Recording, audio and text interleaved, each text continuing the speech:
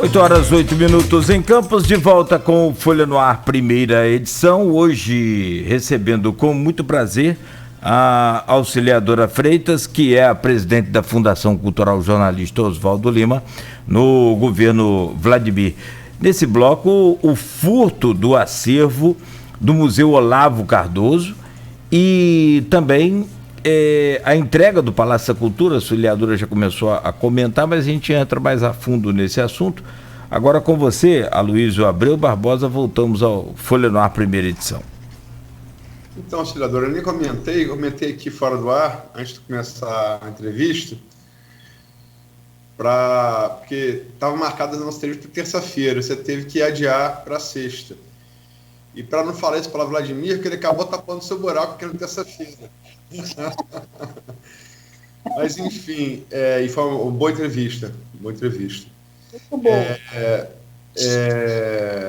Quando eu fiz a pauta ontem, a gente tinha, no início da tarde, a gente tinha, logicamente, que a notícia ali no final de dezembro do arrombamento e do furto de parte do patrimônio material do Museu Olavo Cardoso, que está fechado desde o governo Rosinha e passou fechado todo o governo Rafael, né?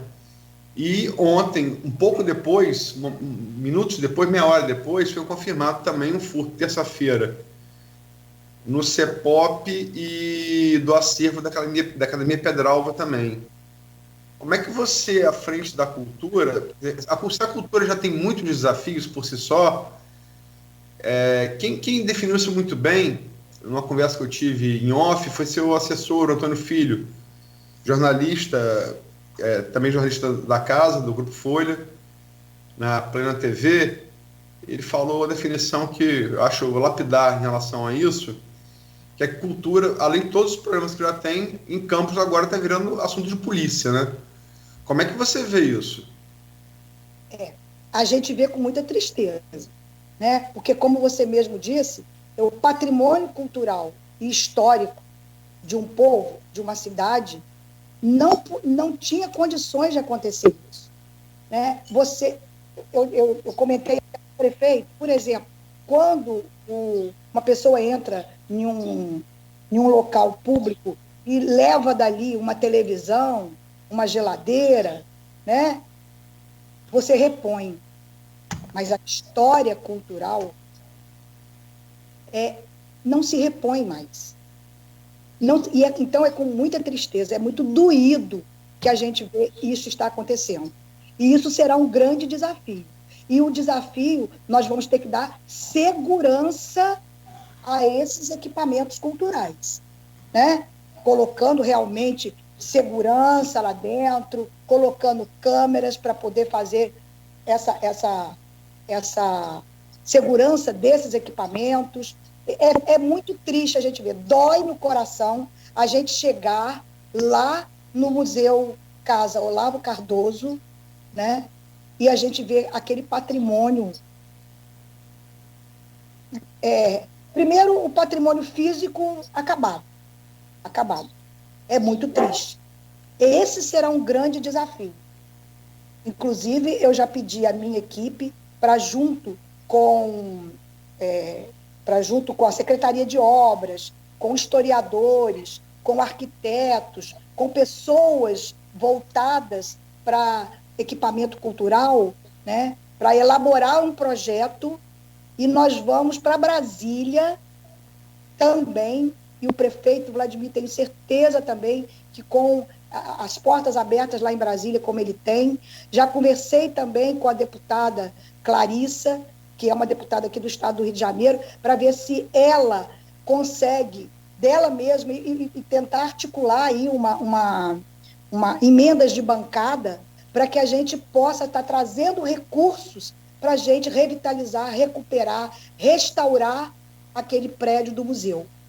Do Olavo Cardoso. Olavo Cardoso, né? Nós estamos já nesse trabalho, nós já estamos nessa fase de equipe para fazer esse projeto, né? Que a gente tem que mandar para ela, para que ela busque lá esses recursos. Então, nós não vamos cansar de buscar caminhos e alternativas para que a gente possa, no maior curto de espaço de tempo possível, né, estar devolvendo esse equipamento à cultura de Campos. Agora, os bens que lá foram furtados, né, vamos dizer, que lá foram furtados, fica esse vazio, fica esse preenchimento. Eu fiz 2 visitas lá. Né? A primeira, a gente não entrou porque a gente ficou com medo de entrar, porque não havia feito ainda sindicância, não havia ainda uma ação da polícia lá. Aí nós fomos e fizemos um novo boletim, e aí nós chamamos a segurança pública, a guarda municipal, para ir com a gente lá, e a gente não tinha recebido ainda o inventário também. Então, de posse desse inventário, nós começamos a levantar, né, aquilo que estava no inventário e aquilo que não estava mais lá. Então, a gente está trabalhando intensamente em relação a isso e estamos mobilizando os outros pares das outras secretarias que são afins a esta questão para nos ajudar a buscar, a tentar descobrir quem fez isso, né? Agora, a gente tem muito tristeza de achar que, não sei se a gente vai conseguir recuperar o patrimônio que foi furtado do equipamento. Tem uma pergunta aqui do Edmundo Siqueira, que acompanhou esse caso, é blogueiro da Folha, servidor federal, tem militado muito nessa coisa da cultura, e ele fez com o Matheus Najimi, Matheus Berriel, perdão, repórter da Folha. Ele pergunta aqui, inclusive ele caminhou uma das perguntas a você. E ele pergunta aqui, o Edmundo Siqueira, no final do mês passado, dezembro de 2020, o Museu Olavo Cardoso teria sido vítima de um furto que levaria grande parte do seu acervo, inclusive imobiliário. Segundo relatos, os bens históricos e culturais de grande importância para o município, que o museu abrigava, foram subtraídos por uma abertura feita no muro. O que de fato aconteceu no Museu Olavo Cardoso? Como está o andamento das investigações? Ter acesso ao inventário feito antes do furto é fundamental para o entendimento do que havia e do que poderia ser feito para protegê-lo? Foi dado acesso a esse inventário? Pois é, esse inventário foi dado acesso agora, esta semana, né? Hoje, sexta-feira, se eu não me engano, foi quarta-feira que eu tive acesso a esse inventário, né? Mas é um inventário que está ali, mas você não tem certeza que o que está ali era só o que estava no museu, era realmente o que estava na totalidade do inventário. Mas a partir dele é que nós estamos trabalhando. E na segunda visita que nós fizemos lá com a nossa equipe e com a segurança, a guarda, etc., nós estamos fazendo essa comparação do que tinha inventariado e do que não foi encontrado ali. E isso está sendo colocado num relatório, esse relatório está sendo feito, estamos fazendo um dossiê, vamos dar entrada na Procuradoria e vamos estar também equipando lá a delegacia com essas informações, porque nós abrimos um segundo boletim de ocorrência, né, na primeira semana, porque o que disseram que havia sido feito online, quando nós fomos lá na delegacia, não estava mais, não encontraram mais, já tinha sido eliminado. Então, a partir de agora, desse novo boletim de ocorrência e de todo esse levantamento que a gente está fazendo, é que eu acho que a gente vai ter mais consistência para que a gente possa estar chegando a uma solução e tentar levantar o que realmente acabou ali, foi levado e buscar agora fazer a segurança do que resta lá, né? Estamos pensando até em retirar para poder ver em algum lugar mais seguro para ser colocado, ou então a gente realmente colocar uma segurança forte ali para evitar novos furtos, né? E estamos, doutor Edmundo, obrigada pela pergunta do senhor, é um prazer para mim, uma pessoa extremamente querida, um uma pessoa que luta pela cultura. Quando a gente esteve lá no Trianon, ele fez uma exposição linda lá dos quadros dele, uma pessoa extremamente disponível. Vou precisar muito da ajuda do senhor e me ajuda aí com a sua expertise, né? Nessa questão judicial aí. A gente vai precisar muito.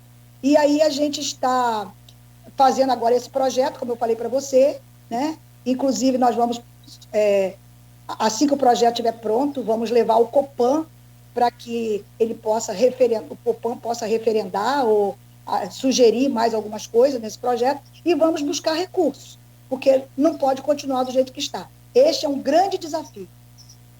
O Olavo Cardoso é um grande desafio. Tem aqui outra pergunta do Edmundo Siqueira, que é correlato ao outro assunto pré-determinado para a pauta desse bloco, que é o Palácio da Cultura.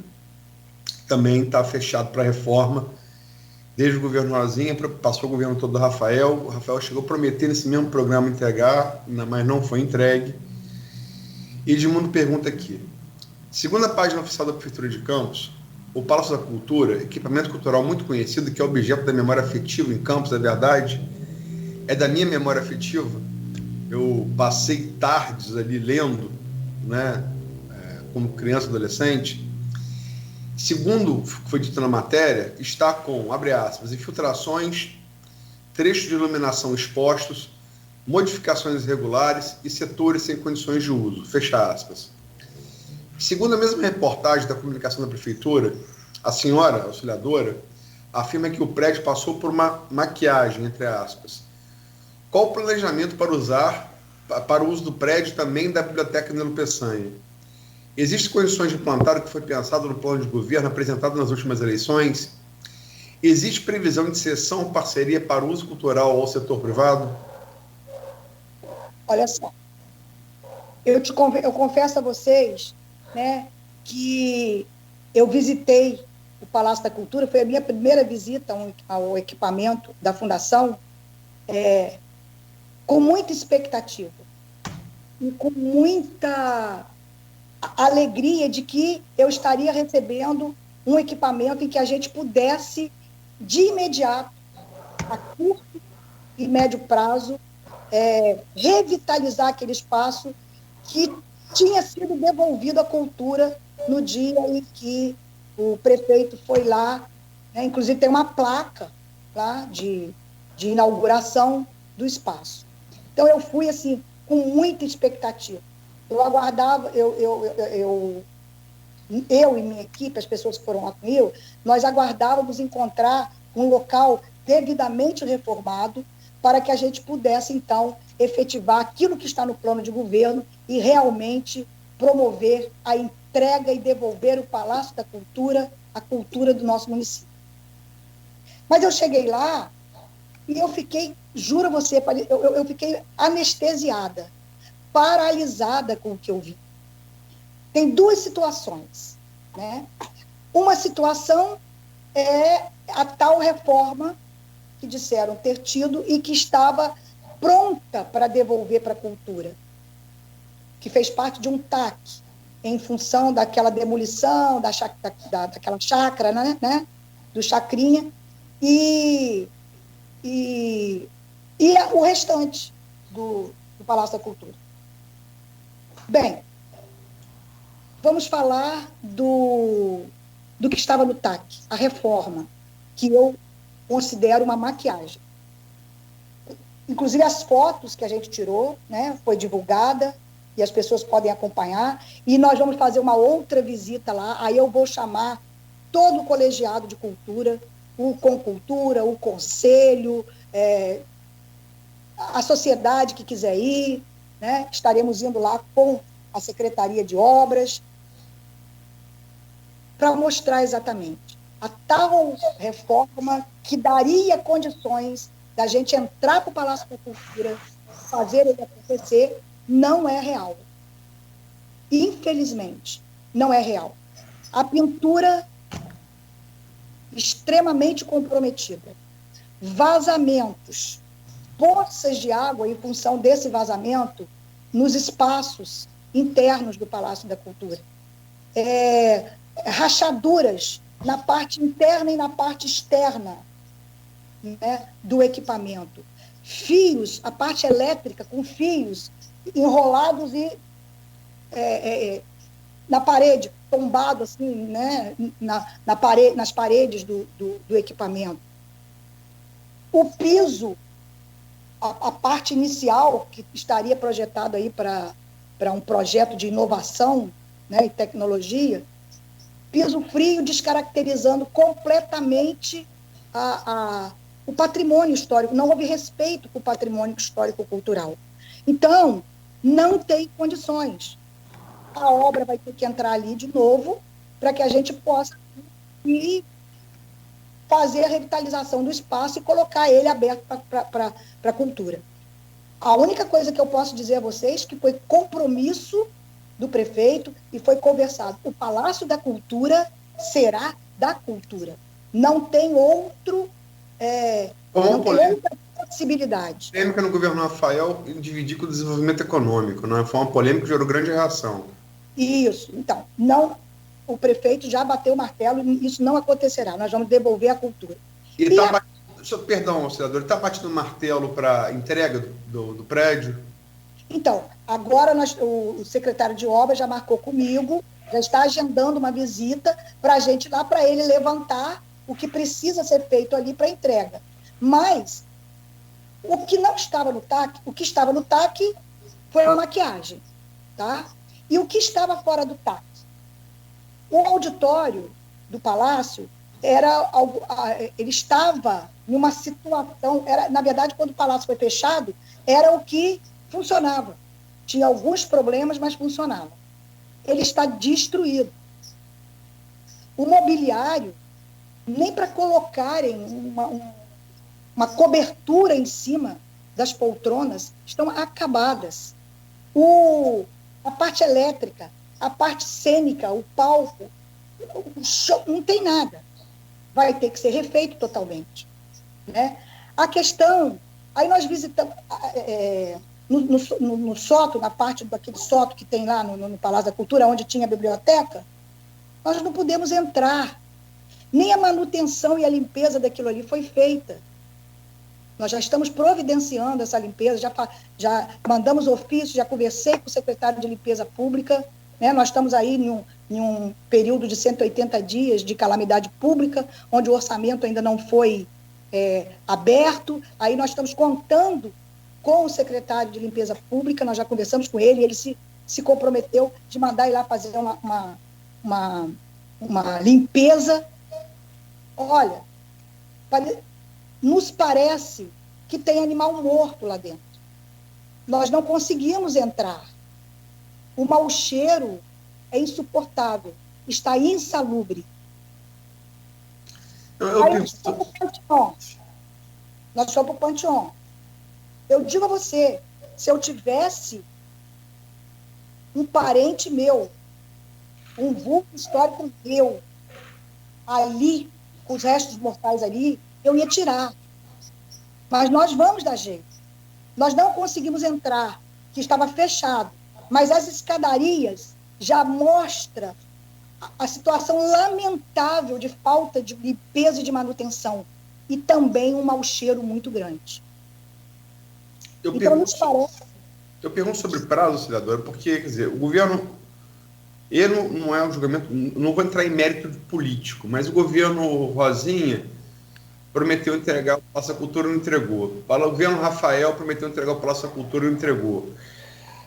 Vocês pretendem, até o final da gestão Vladimir, entregar esse prédio tão importante para a cidade? Com certeza. Como estava sendo falado que estava sendo reformado e revitalizado, né? No plano de governo, há um corte de tempo para que essa revitalização acontecesse, que seria até junho de 2021, até o meado desse ano. Mas, infelizmente, não vai poder ter até o meado desse ano. E vamos perseguir para ver se a gente consegue fazer isso aí até o final do ano, no máximo no meado do ano que vem. Nós vamos lutar para isso. Isso é prioridade. Quer dizer, o prazo, então, o deadline para entrega à sociedade seria meados de 2022, correto? Não, seria no plano de governo que foi feito, o prazo está colocado lá em junho de 2021. Mas você acha que vai ser necessário um pouco mais de prazo? São do estado de calamidade que a gente está, né? Em função do estado em que se encontra, né? Então, nós estamos fazendo um projeto. Aí, a partir desse projeto, a gente vai ter que detalhar isso. E aí eu acho que realmente vai se estender esse prazo. Mas você acha, então, assim, uma projeção ainda a demandar estudos seria meados de 2022, correto? Final de 2021, início de 2022, até meados de 2022. Essa é a nossa intenção. Tem aqui, para terminar o bloco, o reitor da UENF, Raul Palácio, professor reitor da UENF, fez 2 perguntas a você aqui. A primeira, como a Vila Maria, que é a Casa de Cultura da UENF, né, entraria dentro da política cultural da cidade? E a segunda pergunta, olha aqui que eu pulei aqui, só um segundo, por favor. Qual seria a participação das universidades no Plano Municipal de Cultura? São 2 perguntas do professor Raul Palácio. Pois é, o Plano Municipal de Cultura, ele já se encontra na Câmara para aprovação, né? Naturalmente, vão existir audiências públicas para serem apresentados, né? Esse plano, ele foi discutido por muito tempo com a sociedade, né? Aonde a sociedade civil foi protagonista da elaboração desse plano. Então, os diversos equipamentos culturais, os diversos representantes da sociedade participaram, né, da elaboração desse plano. O Copan participou, enfim, todos os colegiados e a sociedade de uma maneira geral. Eu tenho impressão, eu acredito, eu não estava presente nesse momento, que a gente estava fazendo o plano de governo, discutindo o plano de educação para o município, o plano de cultura para o município, eu não participei, mas eu acredito que as universidades tenham sido chamadas para discutir isso aí. Isso eu não posso te afirmar, porque eu não vivenciei, né? Mas o que eu posso dizer é que o plano está dentro da legislação cultural atual, o plano tem a voz e a vez do segmento, e que nós estamos colocando isso a todo momento. O diálogo e a participação da sociedade organizada e daqueles que contribuem para a educação e para a cultura do nosso município, nós estaremos conversando e dialogando. E as universidades são fundamentais, né? Então, eu peço assim, que me dê um pouquinho de tempo, porque nós estamos fazendo esse levantamento patrimonial, essas questões todas, estamos equipando a Fundação Cultural, das pessoas que lá vão trabalhar, os equipamentos culturais estão sem ninguém, sem quadro técnico nenhum para trabalhar. Isso a gente vai ter que estar colocando em dia, e vamos aproveitar esse momento da pandemia para a gente estruturar isso tudo que está aí, mas as universidades e o Vila Maria, com certeza, estarão participando dessa construção, né, desse processo da história cultural do nosso município. Só para terminar o bloco, Nogueira, se você me permite, a Graziela Sicocar Ribeiro, também historiadora, diretora do Museu Histórico de Campos, e que tudo indica que também vai ser mantida junto, assim como Rafaela, correto, auxiliadora? Correto. Então ela coloca aqui: a auxiliadora tem se empenhado em relação ao Olavo Cardoso, principalmente regularizar a situação dessa instituição, que foi transformada em Casa de Cultura e deve se tornar museu-casa. Campos só tem a ganhar com mais museus. Então, registrado aqui. E vamos lá, Cláudio, vamos para o próximo bloco. Próximo bloco com a auxiliadora Freitas, então, na pauta pré-definida, o arquivo público, o museu histórico e a preservação de outros prédios históricos do nosso município, que, aliás, é uma riqueza fantástica o que o nosso município tem. São 8h33. Agora, rápido intervalo, a gente volta no oferecimento dos laboratórios Plínio Bacelar e Clínica Proteus. Para exames de PCR ou de sorologia, consulte o seu médico e, para mais informações, ligue 2726-6000, Laboratórios Plínio Bacelar.